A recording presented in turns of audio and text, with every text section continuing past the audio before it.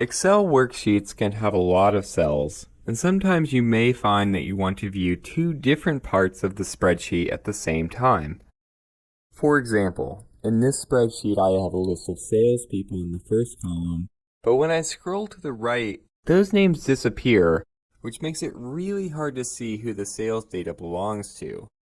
We can fix this by freezing the first column, so it will always stay visible.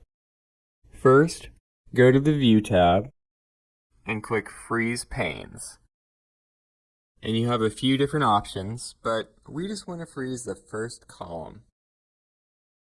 Now when we scroll, we can easily see the names of each salesperson, no matter where we are in the spreadsheet. This spreadsheet also has dates in the second row, and I'd like to freeze them so they'll stay visible when I scroll down. But in this example though, it's going to work a bit differently, and that's because it's row 2. And you can see why if I go to the Freeze Panes command.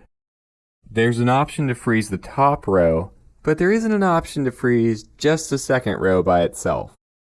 Instead, we'll need to freeze the top 2 rows.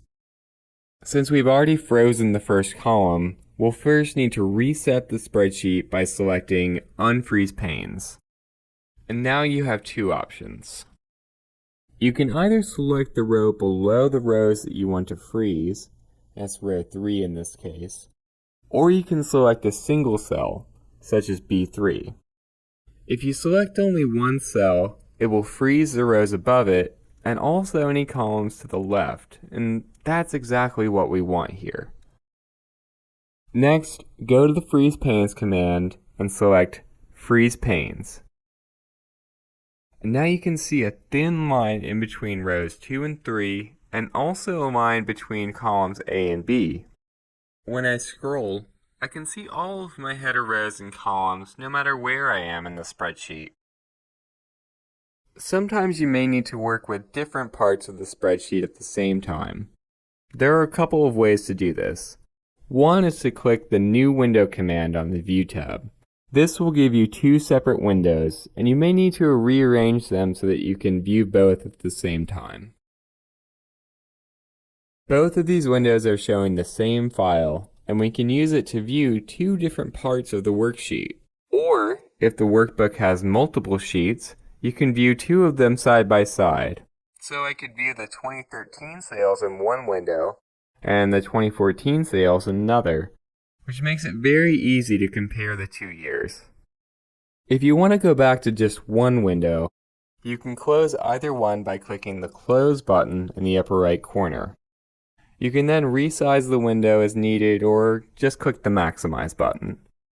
Another way to view two different parts of a worksheet is to use the Split feature. This is a little bit like freezing panes, except instead of freezing them, you can actually scroll each section independently.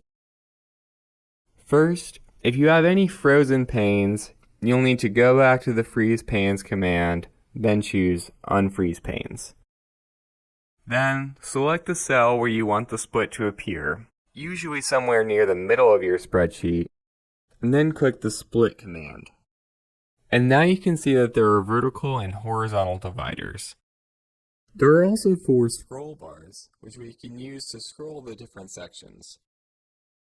Now if you find that this view is a little bit too cluttered, you can make it simpler by removing one of the dividers.